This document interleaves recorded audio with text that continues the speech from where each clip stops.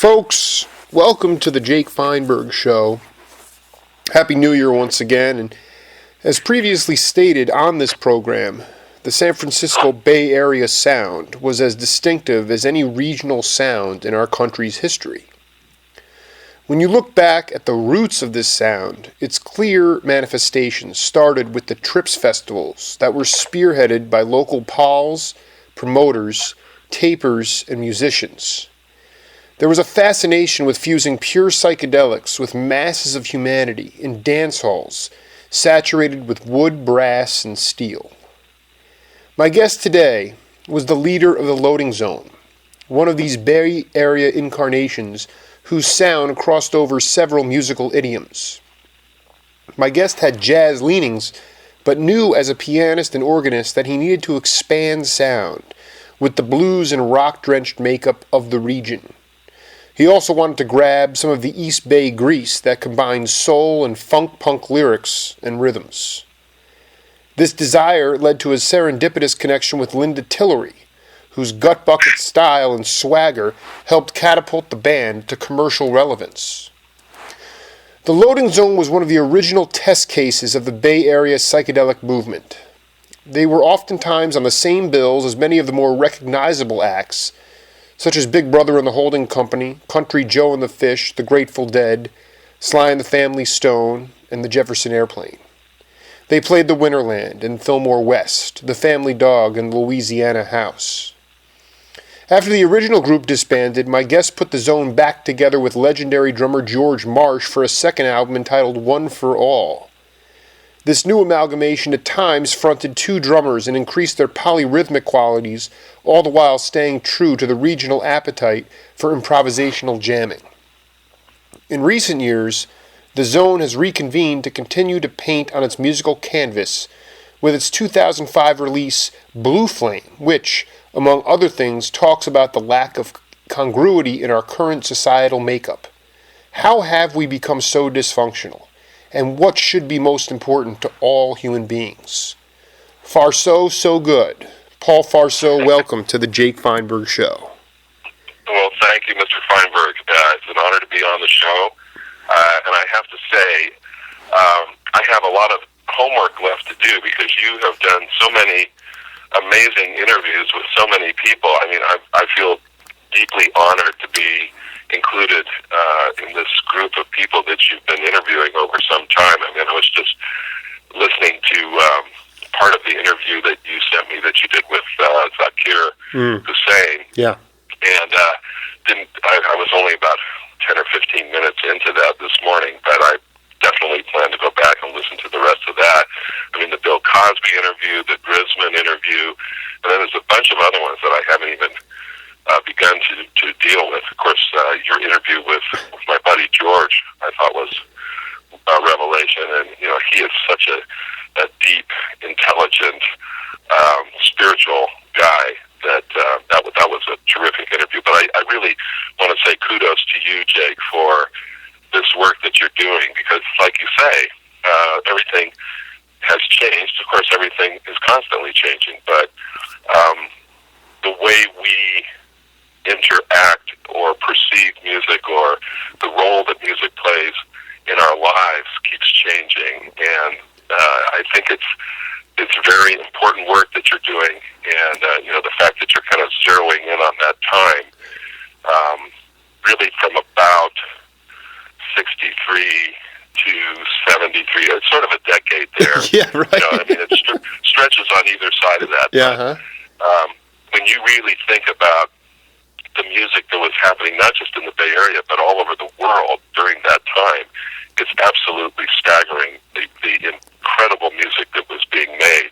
And I happen to be fortunate enough to grow up in the East Bay Area and come from a family that loved music. And, I was able to go out and listen to a lot of things and absorb a lot of different influences. So anyway, I just wanted to thank you for having me on. And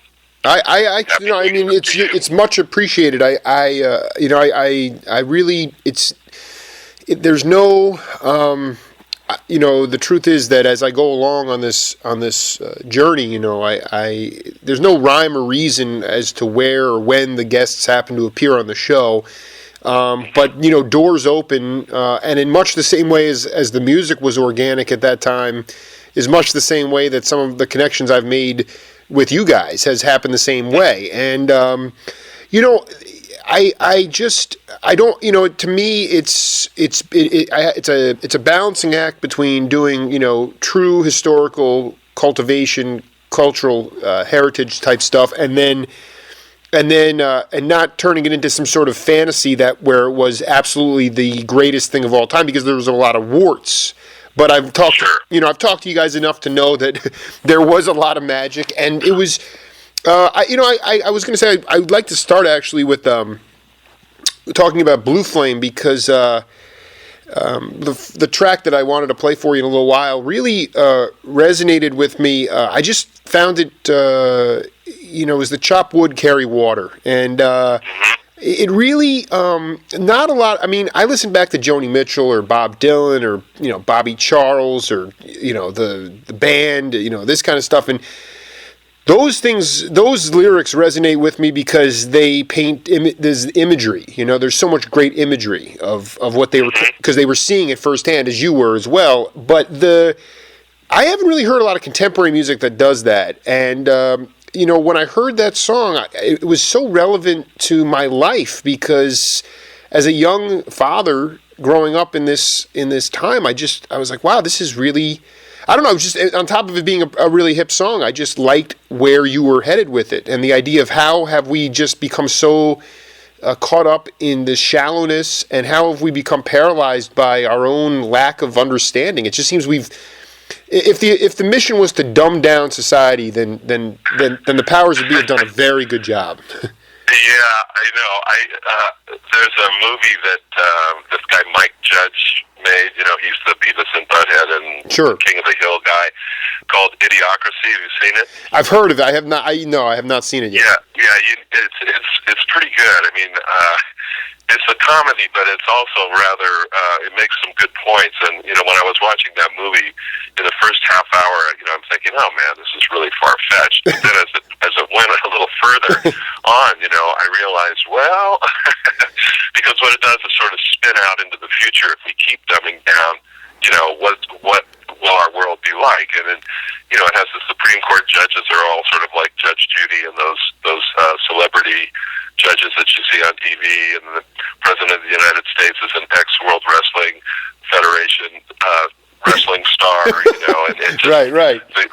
The corporatization continues on, and all the sporting events become more gladiatorial and all that stuff, and so on the one hand you're laughing because it's really funny, and on the other hand you're kind of going, oh gee.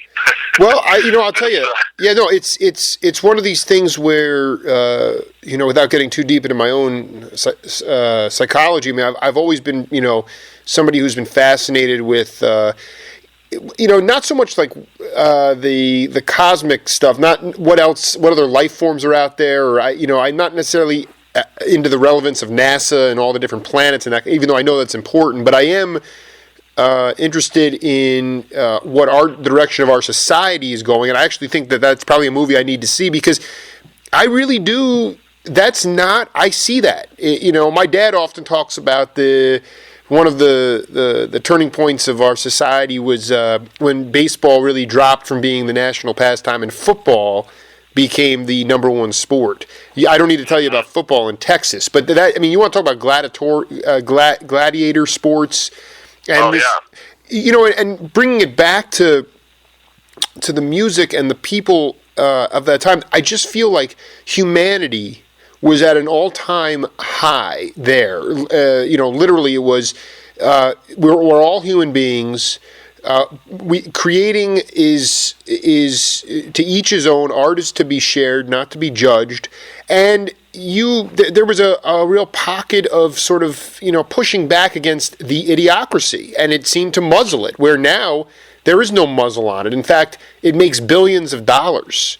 And that's very disheartening to know that at least at one time, like you said, the energy and the music that was being made was just so ripe and just so fresh. I mean, it was like, like George talked about the like that Art Blakey Jazz Messenger stuff from the '60s. I mean, it was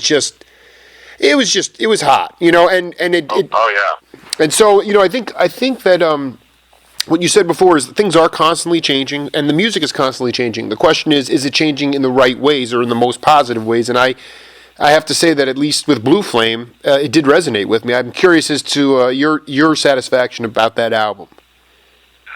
Well, the way the album came about was, I sort of, to kind of give a little history here, along with all the musical exploration that was going on in the Bay Area at that time, there was, I think the initial motivation, the initial energy behind the whole kind of hippie movement was a drive for more consciousness, more connection with a higher, bigger, expanded consciousness.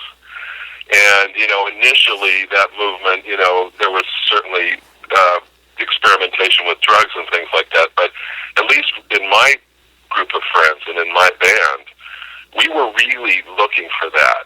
And for us, it became apparent quite quickly that the drugs were not going to really deliver what we wanted. So we started getting interested in Eastern philosophy. We were reading all kinds of books, by, Autobiography of a Yogi by Paramahansa Yogananda and all that kind of stuff. And some of the band members started doing his meditation, and others of us, there was a place called the Blue Mountain Meditation Center in Berkeley. We lived in Berkeley most of the time, and then we lived in West Oakland in a 3-story Victorian mansion with stained glass windows for a while. That was no, I love it. I love it. Yeah. But so some of us tried the Blue Mountain meditation, and it was okay. It sort of not that much seemed to be happening. So we were also, of course, as almost everyone was, big Beatles fans, and the Beatles started transcendental meditation. I think it was in 1967, and the man who brought transcendental meditation out to the West, Maharishi Mahesh Yogi, was speaking at the Berkeley Community Theater, and so we said, wow, we got to go check out the Beatles guru. So we went. The place was packed, and right from the beginning, all of us in the band were kind of like, wow, we really like his energy. We like what he's saying. What he was saying was that life is bliss. Life is here to enjoy. Here's a simple, effortless mental technique that you do twice a day. You don't have to change your lifestyle. Just do this. We went, yay. That sounds great. And so we all started meditating in the fall of 1967. Mm-hmm. And then and Linda Tillery was in the band at that time. And so, we were all meditating. And drugs were not a part of our life. We were just meditating, and that was that, and making music. And it was wonderful. And then we got signed to RCA Records, and we made our album in the summer of '68. Yeah, no, I want to get. We're definitely going to go back on this, but it's interesting that we're not going to skip over it. I have this Yogi Maharishi Yogi album on World Pacific right here, and I listened to it. Were there? Was that Blue Mountain? Was that where John Densmore, Emil Richards? Were they meditating with the yogi himself up there? Were you up there with him doing any meditation? Well, the Blue Mountain thing is a completely different deal. But yes, John Densmore and Emil Richards both started TM, and I've worked with it years ago. I worked with Emil quite a bit in LA when I was doing some commercial music production. Really, that is so. He's one of my favorites. Love him. One of my first interviews I ever did.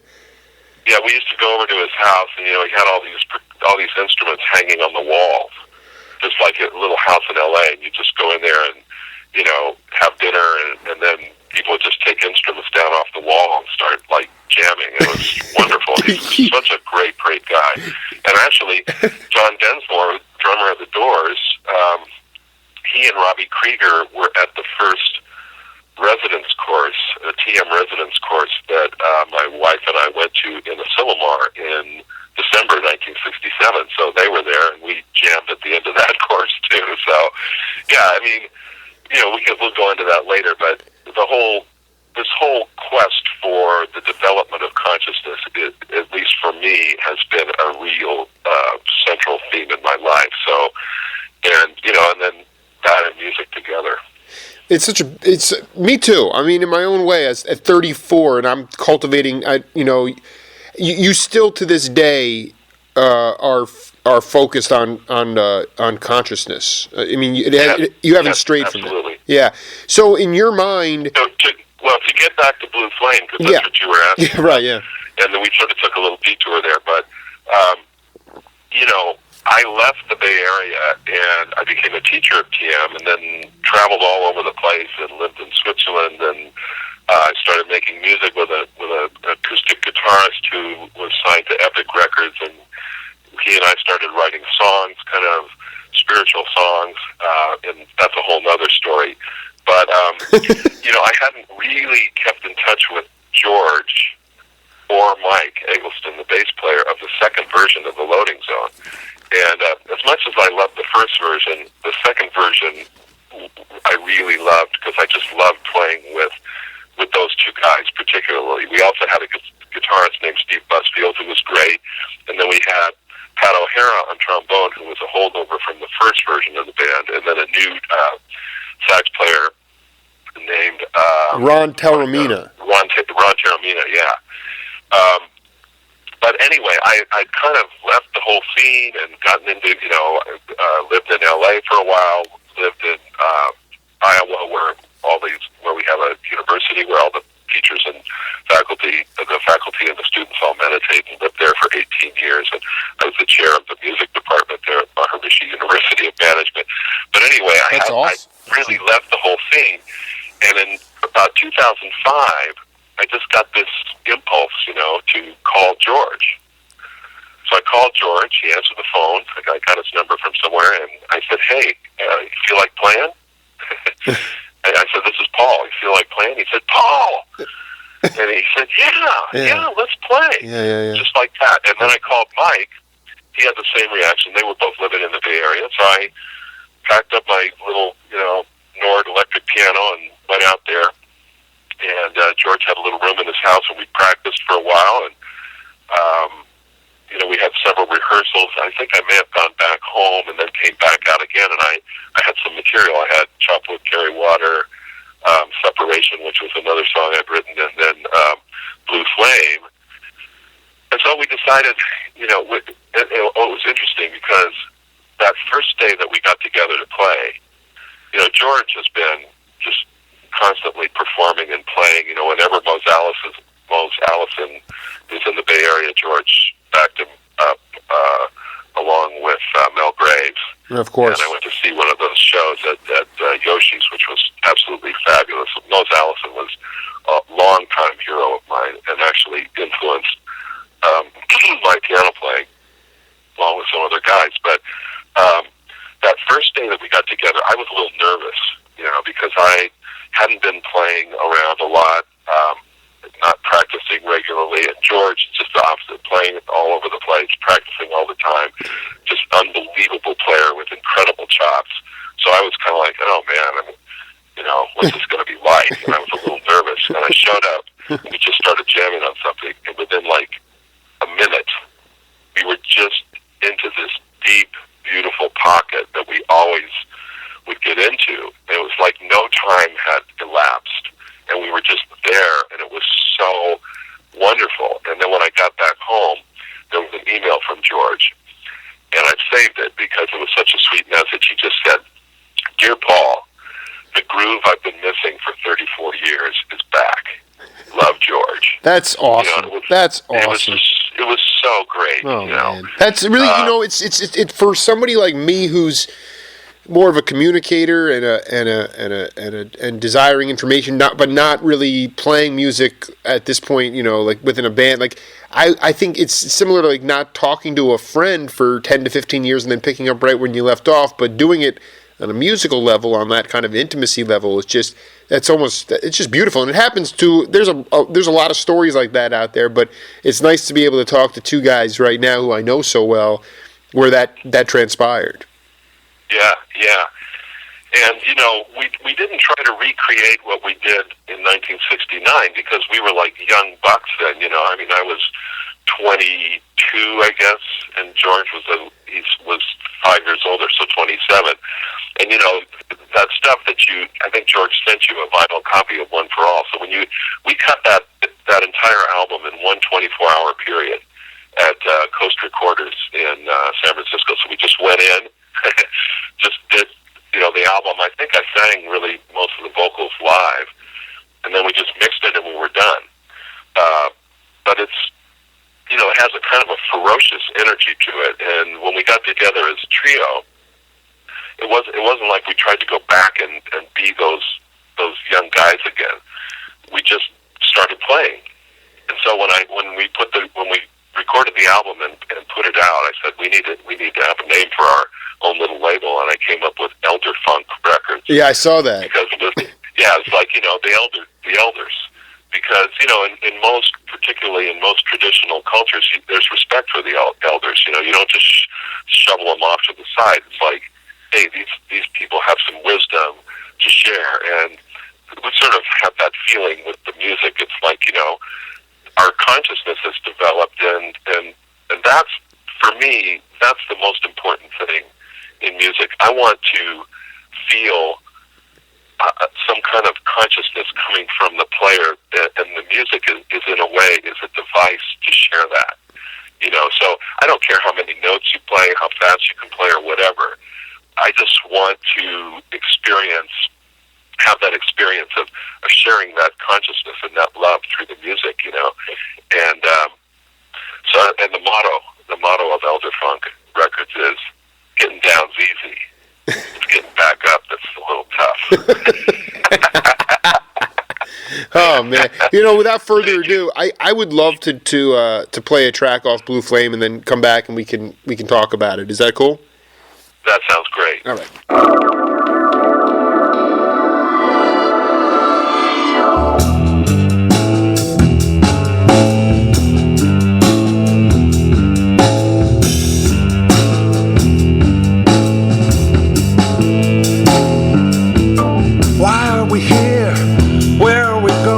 These are the questions we ask ourselves. Why do we fear what we're not knowing? It's time to move on to something else. We're so impressed with the superficial, blinded by the light of the stars.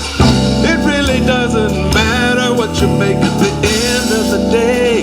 You are who you are, so chop wood, carry water, seek direction from the Father.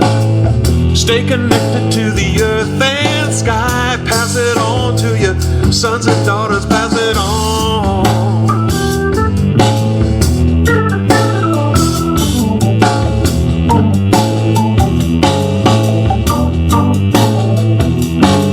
Now what you gonna be when you get older? This is a question parents ask their kids. Reality, cause it heavy on your shoulders at the finale when you tally up how you live.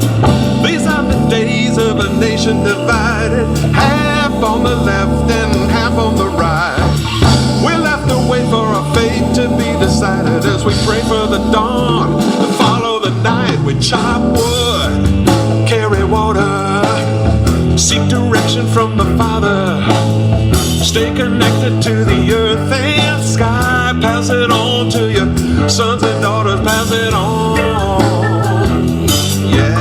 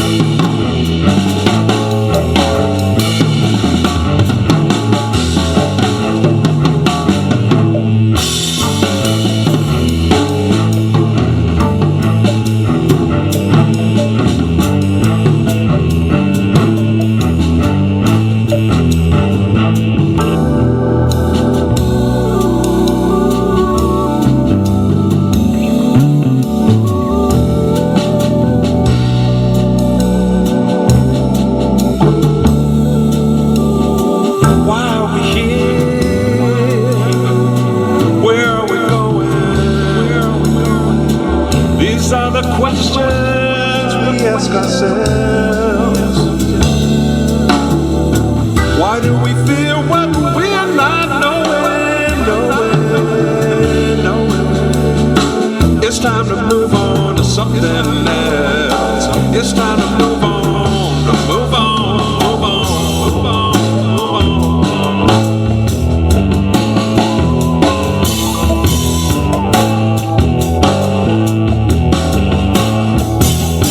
Chop wood, carry water. Chop wood, carry water. Chop wood, carry water. Chop wood, carry water. It's time to move on. It's time to move on. Time to move on. Chop wood, carry water.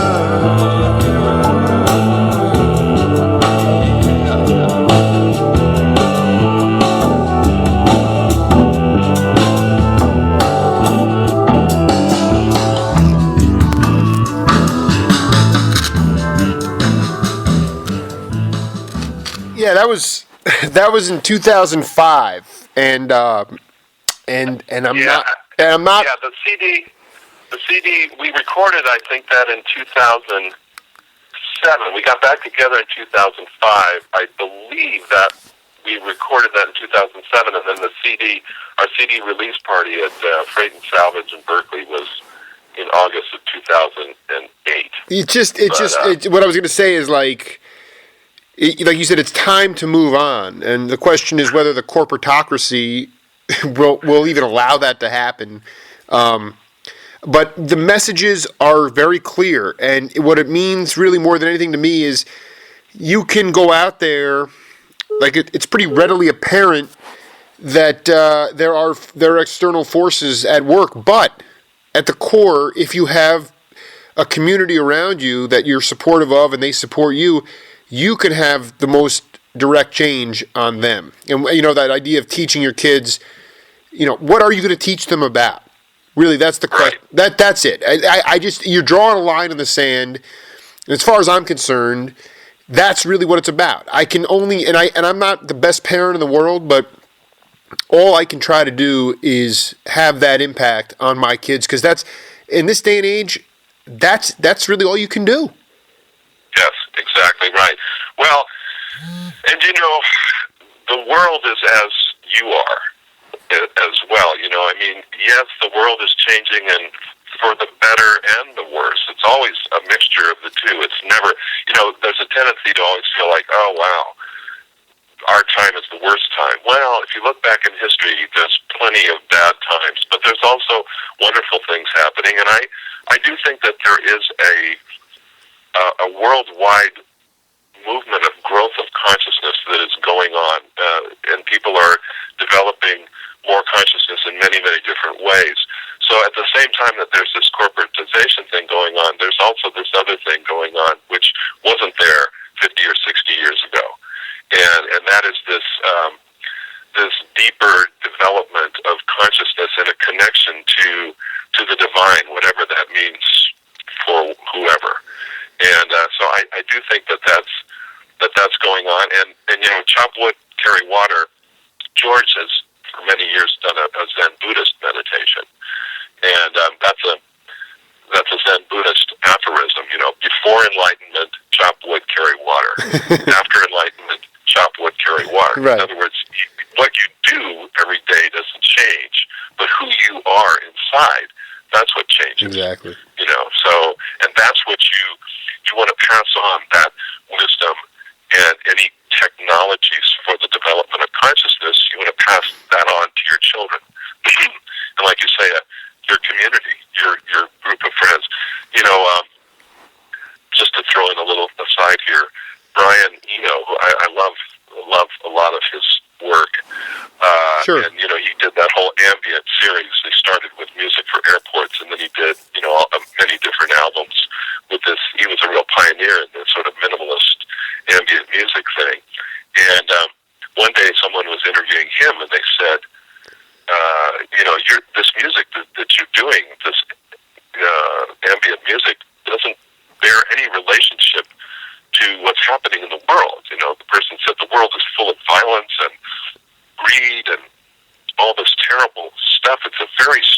world. And, how do you explain that? You make this music that doesn't have any relevance in the world. And he said, well, there are many different worlds. And he said, I live in a world that's quite different than the one you just described. And he said, I make music for that world. And he said, there's quite a few other people that live there too, and they like it. I think that, I just focusing on the song for a second too. I mean, Sure. Because we could go on for hours with what you're talking about. I love the bridge in that song. It has a real soul funk West Oakland feel to it. Mm-hmm. And and I love, because you have that general do do do, and then you take it to that kind of glide path on the bridge, which is just totally, which makes it on top of the lyrics. Just it's a contemporary tune, but I mean it was made rather recently, but. Like you said, it has an elder funk flavor to it. I really dig it, man. I really, and obviously, I just think that, I think you're right. I think Zakir said something incredible, and that interview is pretty astonishing. It was, as usual, classic when I'm asking him, these Jake Feinberg-esque questions, and he's going off in his own way about them. And he says, he said something very interesting. He goes, the world got very connected, and it didn't have to happen as quickly as it did. And I really think there's something to that, whereas before, I mean, you put an ad in the paper for a vocalist, and Linda Tillery came on board, but that didn't go on somebody's blog or on the internet, or it didn't become like this, this wildly this thing where everybody has to know about everybody else's stuff. It was more localized, and I think Zakir was saying that we just went super speed into this completely connective universe, and people are really struggling with that, which is, I think your point is that there is this universal shift towards consciousness because people are saying, what the heck has happened? It's happened so darn fast. Yes. And, the speed of, the pace of change keeps increasing. That's the other thing. So it's like we have to be more flexible and light on our feet. Exactly. It used to be that you could sort of like lock into a certain kind of life where you worked at a company forever, and then you got a gold watch after 50 years, and you could count on these things that sort of more or less stay the same. The pace of change was slower, but now it's like lightning fast. So it's pushing us as a species of humans on the planet. It's pushing us to evolve. Is really what's I think going on. Because you can all this technological stuff is great, but if the consciousness doesn't keep pace with it, then I think that's when the trouble comes in. So to get back to the song, that it's really cool because George came from Chicago. And, he had a whole mainly jazz background, and also working with the Ghost Opera Company with Bill Matthew, and, doing a lot of kind of avant-garde, improvisatory stuff. They even developed different games that they played where they, set up structures for listening and interacting. And so George, when he came to the Bay Area, he wanted to learn how to play rock and funk. Right. So he answered an ad in the paper that we put in for a drummer and a bass player and a guitarist because we were changing the band, and he showed up and auditioned, and it was like, wow, this guy is like really different. He's not just like a funk drummer that sits there and just plays in the pocket and plays real simple stuff. He plays melodically, and he plays quite a lot, compared to a lot of like standard funk drummer, right? Like a pocket drummer. Right. George doesn't do that, but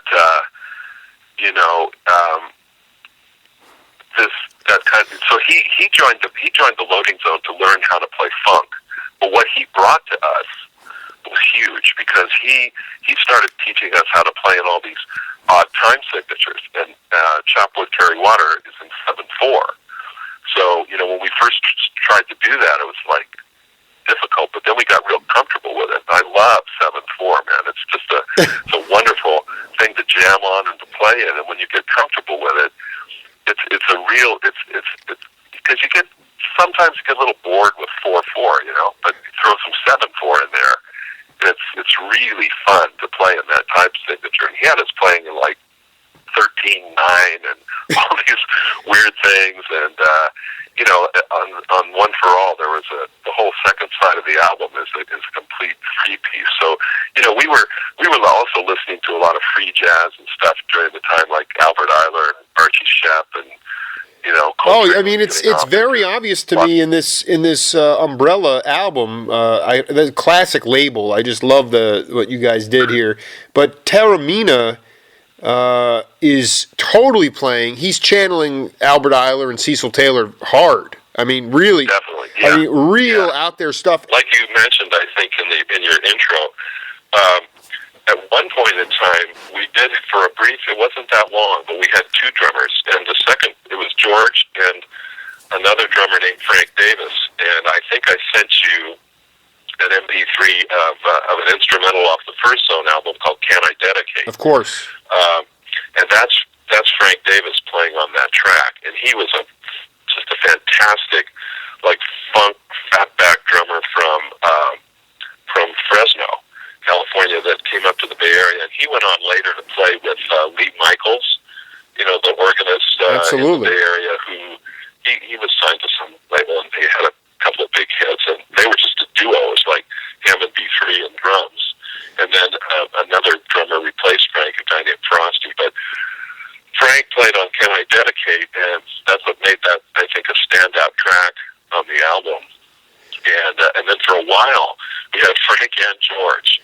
So we had like a real pocket, funky, fatback drummer in Frank, and then we had George just like dancing all around him with what he was doing. And man, we played several gigs with that lineup in the Bay Area, mainly like at the New Orleans House, and that was our home club on San Pablo Avenue. And but we played a few gigs with the two drummers, and man, it blew people's minds. And I wish we would have been able to keep that going, but I forget what happened. Somehow Frank left, and we continued on with George, which was great too. But no, I was going to talk to you about that because that when George mentioned that to me, it wasn't the two drummers were not on the One for All album. But I'm curious as to how would you because the only other band that I'm really familiar with from that scene that did that was the Grateful Dead, where you had Kreutzmann was kind of like the in the pocket, sort of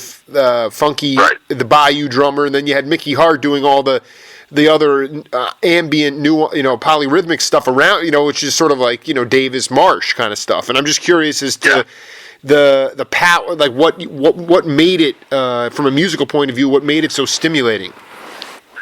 I just think it was that they were really different styles. I mean, you just described Kreutzmann and Hart as being quite different too, but Frank was like a real funk R&B drummer. That was his background, and so he could just like the pocket on Can I Dedicate, man, it's very deep, but there's not a lot of playing going on there, like extra embellishments and stuff. He's just nailing it to the floor, and yet it's got this wonderful elasticity and rubber, funky quality to it. And I think I also sent you the Souls of Mischief track called "Live and Let Live." Souls of Mischief was a rap group out of Oakland in the '90s, along with some other rappers, Hieroglyphic, and there were a whole crew of guys that were rapping, and they sampled. Souls of Mischief sampled "Can I Dedicate" and used it as the basis of this rap track called "Live and Let Live." And I think it was mainly just because of that. Frank came up with that funky drum part, Well, yeah, I mean the end of. I was listening to "Can I Dedicate" last night, and the end, the trail. You guys hold out that last verse for a long time. You just keep a long time. Yeah. Oh my! I'm like, that is so, and so obviously it was a sample waiting to happen. It's so interesting to me that at that time. I mean, what's amazing, the bridge from the actual making of that album to the crate diggers and the beat diggers, the guys that love the break beats. finding this stuff and making it not relevant again, and then people's trying to figure out, well, what was the original source? The same thing. Yeah. Same thing. I just interviewed Reuben Wilson. I haven't sent that out yet, but the organ player in Reuben's albums on Blue Note, at the time, nobody really even raised an eyebrow, and yet 20 years later, his albums are going for like $80-$90 because of the it's the same thing with the first Loading Zone album. You can't get that album for under $35-$40, and One for All is even worth more because the first album was on RCA, right? And a company in England actually released a CD of that. But the second album, One for All, we put out ourselves. So we pressed 2,000 vinyl copies of that, and that's it. And that has not been, that album in its entirety hasn't been released as a CD. Like I say, we put a version of the James Brown song Think on Blue Flame, and we put You Got Me Hummin', and One for All, which was an original song that I wrote. But that album, the One for All album, sometimes goes for like a couple $100. I'll tell you right now. Super rare. This thing. Plus, my copy has a quote from George Marsh, similar to the email he sent you after Blue Flame. It says, "To Jake, keep on talking, George Marsh." I'd like to actually play a track off One for All.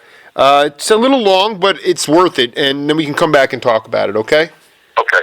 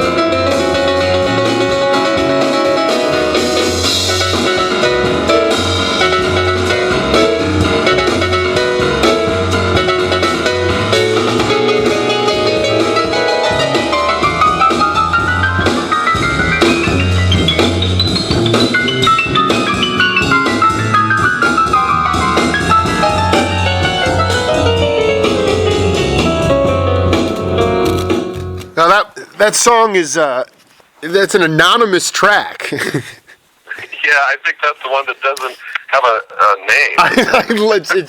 I'm like, it's track 4 blank, composed by Taramina. I'm like, this is great, and it really shows. Yeah. Take it away. Well, that was that was sort of part of the time. I remember Ron was a very far out cat, and he when it came time to make the album cover and everything, we said, "Hey, what's the name of this song?" And he just said, "It doesn't have a name, man." And we were like, "Okay." So we'll just put it, I think it's like number 4, and there's just a blank there, So I don't think I'd ever seen that on a record album. So it was kind of cool. But yeah, that's a cool little tune. I haven't listened to that in a long time. It's really cool because I mean, a lot of people. I listened to Think, and I will attest to that. It might be the best cover of that song, maybe better than the original. But when I heard, I like Help Me a lot. I like it all. I really love the whole album. But when I heard that, I said, it had a free element, a jazz element. You could really hear Marsh's jazz chops on it. But I just really like the loose alacrity of it, and it's the second amalgamation of the band. It's really interesting that the Zone went through 2 of those, and this one clearly had a lot more jazz in it because of George. Absolutely, yeah, totally. Well, and Pat O'Hara, what a great player, the trombone player on both albums. He was in both versions of the band, and a lot of the original, well, not a lot of them. The original band, we had George Newcomb on drums, Bob Kreidel on bass, and Todd Anderson on tenor, and Pat O'Hara on trombone. They all came from Berkeley High. And that's because I didn't go to Berkeley High. I was out in El Sobrante, out towards Walnut Creek in Orinda, but I had a little jazz trio in high school called the Tom Paul Trio, because there were 2 Pauls and a Tom. The drummer initially was a guy named Paul Featherstone. But anyway, they were replaced over time by, I started hooking up with these guys at Berkeley High. So Bob Kreidel was the bass player in the Tom Paul Trio for quite a while, and George Newcomb then came on board and played drums. So then when I started the Loading Zone in 1965, you sort of started bands with your friends. So those 2 guys, became the bass player and drummer of the first band, and then Pat O'Hara, they knew him from Berkeley High, and Todd Anderson, who were both great players. I mean, Pat, what a terrific trombone player, He went on to play in Cold Blood. Well, what I want to, it's funny you bring, you're like reading my mind, because I wanted to spend some time, even though this guy never came across my radar. I was really, I was disappointed to see that he passed away of an overdose. Yes, exactly. And I wanted to pay a little bit of respect to his spirit, because that guy, that guy could make a trombone sound like a trumpet. He was incredible. Oh, yeah. No, he was a phenomenal player, and just such a great guy. A wonderful spirit, Yeah. And like a lot of people, it just depends on what happens, in your life and what you choose. And I think, unfortunately, as time went on, he got in with some people, that were using harder drugs, and then boom, he was very young. I think he was in his late 20s or something when he passed away. But it was a real loss and a tragedy, because he was not only a terrific player. I mean, when you listen to him, man, the guy was a great trombone player, but he was just a great guy, And when I listened to him soloing, we were not only were we into a lot of the harder jazz stuff, like we were saying Archie Shepp and Albert Eiler and Coltrane and Miles, of course, and all that stuff. But we also, all of us were into like sort of these almost like precursors to fusion stuff, like the Jazz Crusaders, who later became the Crusaders. But I like the early stuff the best, and that was on World Pacific as well. I'm curious. Why do you? Go. This is so cool. I love it, because I've interviewed everyone except Six Hooper, but the funny thing for me is I love the Crusaders. I don't dislike the Jazz Crusaders, but I'm curious as to what stood out for you about the acoustic group that you like so much. Well, the Crusaders, I think they added Larry Carlton, who was a very cool player. And Arthur Adams, too, and yeah, sure.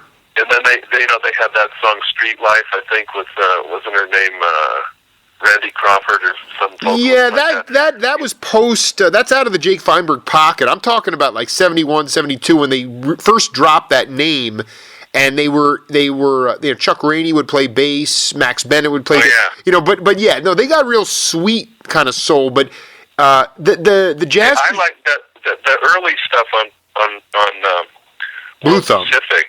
Yeah. They had I think maybe their debut album, and it had some fabulous tunes on it. It was something called Lazy Canary. It was like ba-da-da-da-da.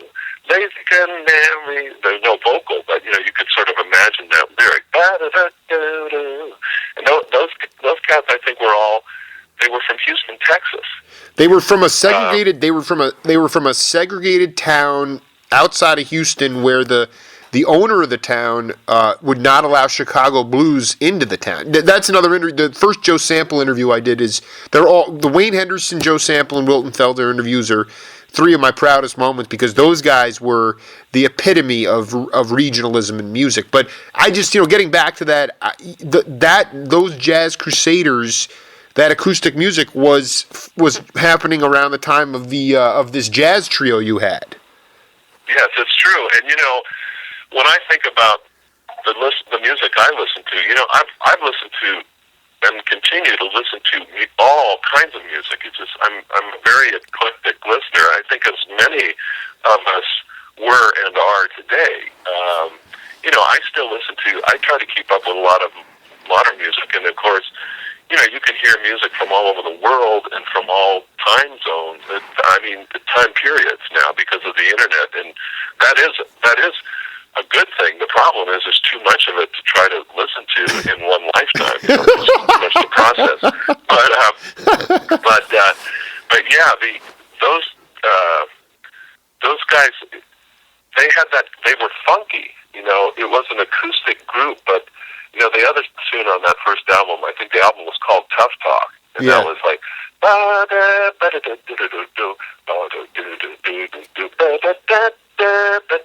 So kind of like a funky kind of thing, but it was jazz, but funky, and that was something that I was always interested in. Like I liked the blues.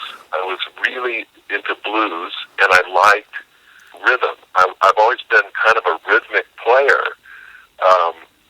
so I liked Horace Silver. I liked Mose Allison. I liked, of course, like Herbie Hancock, also terrific, and I loved Bill Evans. And I loved all those voicings and stuff. But frankly, I was kind of too lazy to spend the time to really explore all that. So I just kind of went with my strong suit, which was, rhythm and the feel and funk and the blues. Yeah, it's very obvious. It's in a kind of a jazz setting, So we all loved the first Jazz Crusaders album in the first Loading Zone. Like Pat O'Hara, loved Wayne Henderson's playing, and Todd loved Wilton Felder. So that was definitely an influence on us, And if you think of like the great Ray Charles bands, with Fathead Newman sure. and cats like that, definitely jazz, but fusion in a way because it crossed over. Those guys could all play incredible jazz stuff, but then they could also play blues and R&B songs and get on the charts too. So, kind of a precursor to what we would describe as the fusion movement, I think. It's fascinating to talk to Paul Fauerso because this is like Wilton talked, and Wilton's not a man of many words, and as far as I know, I'm the only one that's ever done an interview with him, and he talked. This is one of those things, those inside baseball things, like where they'd go on a blues circuit. They were on the blues circuit, going Missouri, all the way down south into Texas, and they would be playing with guys like B.B. King would come into town, and B.B. King would play jazz tunes. Yeah. And that's the thing. A lot of people don't like. I see B.B. King's coming to Tucson, right? And the underneath it says, like, as an educational, informational thing, playing blues, jazz, so like basically having to inform people that he's not just a blues player. Because at the time he'd say, "Hey, let's play Cherokee." So those guys, you combine the sensibilities of the black church and the Gulf Coast sound. That's what Wayne Henderson kept talking about, and that to me is infused with Paul Fauerso. You grew up in Oakland, and there was a lot of African American families that moved there for work. So that Gulf Coast sound went into Oakland, and you got taken up by that, and you can see it in the sound and the tunes that you might have covered and the stuff that you wrote. Yeah, absolutely. And I used to listen. We had some great radio stations in the Bay Area. You had KDIA in Oakland, which was a great soul station. You had K-Soul in San Francisco, and Sly Stone was the disc jockey on K-Soul. He was also a record producer. He produced Bobby Freeman's album record, The Swim, which was a big, like a dance. Everybody do the swim. Sly Stone produced that, and Sly had a band called Sly and the Mojo Men before Sly and the Family Stone. But he was a disc jockey on K-Soul, and I used to listen to his show regularly, as I also on KDIA. And Sly, that was back in the days when you had again, like you were saying, regional music, regional actual local radio stations with DJs that would play stuff that they liked. Exactly. It wasn't like pre-programmed stuff and recorded and meant to sound like it was live. It was actually live. So Sly would be like in his little DJ booth, and he had an upright piano in there. So, like he would go over and he'd say, "Check it out, man, I just wrote a new song." And he'd walk over to the piano, and he had a mic, and he would play it and sing it on the air. It was fantastic. And he always, the intro to his show was taken from Lord Buckley's The Naz. It's like, "I'm going to put a cat on you who's the coolest, the grooviest, the swingingest cat that ever jumped on this stomping green sphere."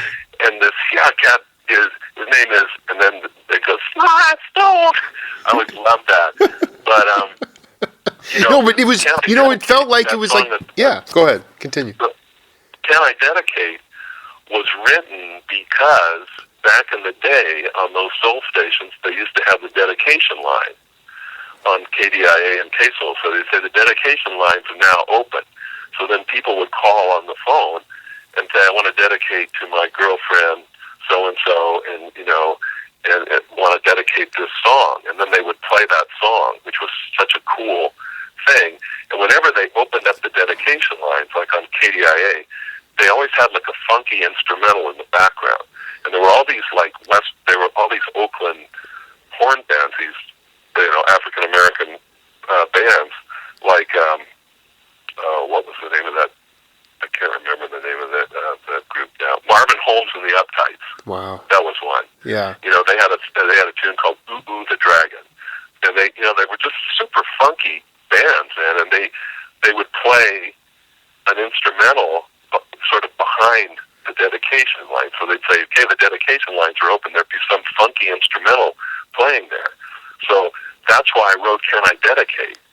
Because my dream was that someday they would play that instrumental, during the dedication line, and it actually happened. One day I was driving around in the Bay Area, and I was listening to KDIA, and they said the dedication lines are now open, and in the background was the Loading Zone's "Can I Dedicate?" And I said, "Yes!" Made it. The other thing about it is that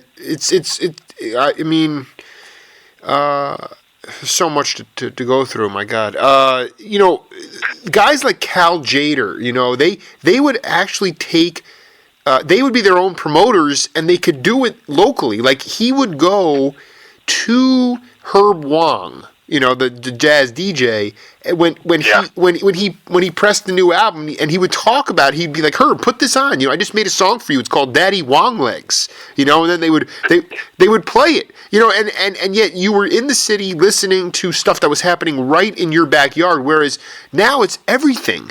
I don't care if it's a piece of legislation in Congress, or as Emil says, in Hollywood, everything is baked into the cake. Everything. And it's like, like Emil said it best. Because my buddy and I traveled out there maybe a year last summer to his house with 700 percussive instruments. Like you guys, maybe it's a different house now, but the point is that he said, nowadays, you got a singer, she's like, how did I sound? The engineer's like, terrible, come up, we'll fix it, But the point is, the point is that it was regional music and it was being supported by local mediums that could disperse the information. And it was just such a plethora, and it just seemed it was so open. I mean, as far as I'm concerned, the AM stations and the stations that you're talking about, they really didn't have any obligation to play. There might be one sponsor or something like that, but it wasn't anywhere near this regurgitation of just these just repetitive things. So who's sponsoring this kind of stuff, and it happens at concerts now too, and it really. It saps all the soul. Doesn't matter if it's a baseball game or it's a concert. The minute you go in there and you start seeing these banners with these sort of places that you affiliate with other things in society, it takes away, it distracts you. In my mind, it takes away from the opportunity for real spiritual awakening, which is what was going on at the Berkeley House or the Fillmore West and all that kind of stuff. Yeah, no, that's true. And there was also a wonderful innocence that was happening at the time, like you say, and it was just sort of a natural, organic interaction of people in the community, interacting in all these different ways. So yes, you obviously the radio stations were a for-profit; they were businesses, and so they had to make money. But there was much more of a direct and intimate and innocent relationship between all of these different elements of a community. For instance, the Bay Area. So you had the promoters, and Bill Graham was a very fiery personality and an interesting guy, but he loved the loading zone because he came from New York, so he was into salsa bands and jazz and he liked all that stuff a lot. And sure. So he liked everything. He liked the folk rock thing. The main impetus there in the San Francisco sound was, of course, more folk rock, like Quicksilver Messenger Service and Jefferson Airplane and all that. But then Janice was more like a R&B blues shouter. We were good friends with her, but that's why he kept putting the Loading Zone on as an opening act. And most of the time, it was a pretty good fit. Although I remember with the second version of the band with George, one of the most notorious gigs we did was this odd pairing of we backed up Chuck Berry. We did that twice, actually, which that's a whole other story. We got to get to that, yeah. But that bill was Chuck Berry, Jethro Tull, and the Loading Zone.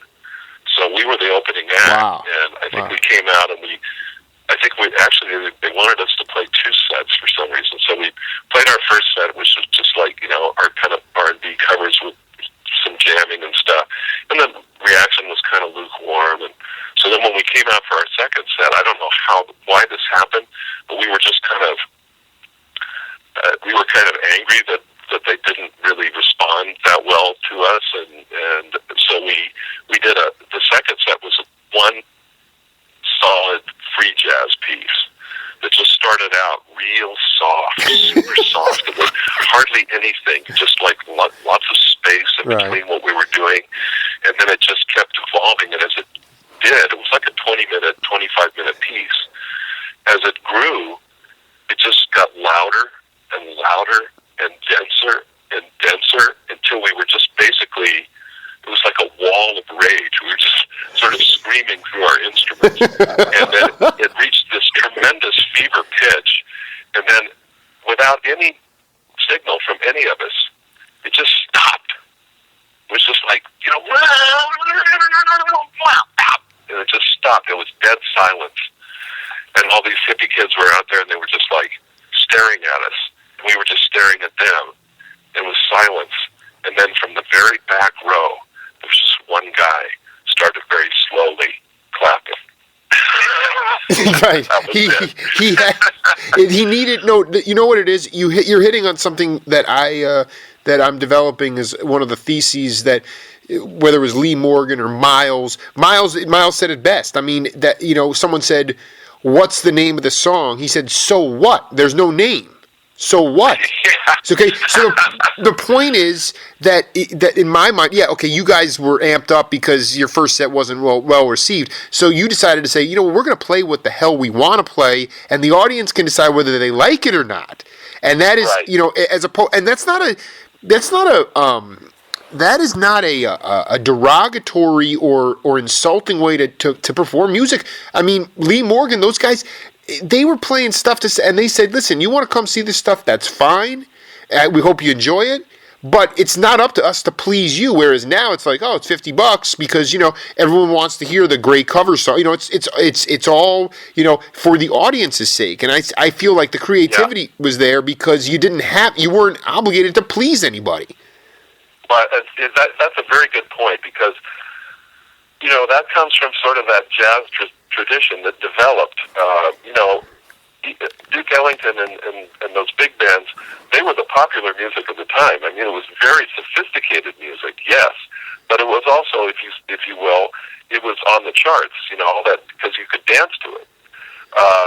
But then we moved into like the bebop era, and then the kind of cool jazz, that Miles epitomized in the '60s, and yes, it was like, come on, check us out. But we're not gonna pander to you. Right, pander is the right word. That's right. We're not gonna play down and, like you say, try to please you. So sometimes that could be perceived as a little bit arrogant. Like if Miles turned his back on the audience and stuff. And he was also a very fiery personality. We used to, when I was in high school, they had these terrific jazz clubs in San Francisco. You had the Both And, you had Jazz Workshop, Basin Street West, and then over in Berkeley you had Zubos, where Wes Montgomery would play on a regular basis. But, what was so cool was here I was like 16 years old. I'd go over to the Both And, which was a small club in San Francisco, and all the clubs had sections for minors. So you could sit in the minors section, and they stamped your hand with a different color, so you couldn't be served alcohol, so you just drank Coke.